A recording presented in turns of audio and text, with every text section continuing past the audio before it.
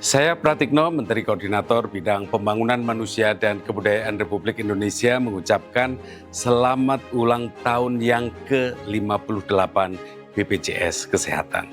Terima kasih atas dedikasi yang luar biasa dalam memberikan pelayanan kesehatan yang inklusif, menjangkau masyarakat luas di seluruh pelosok Indonesia.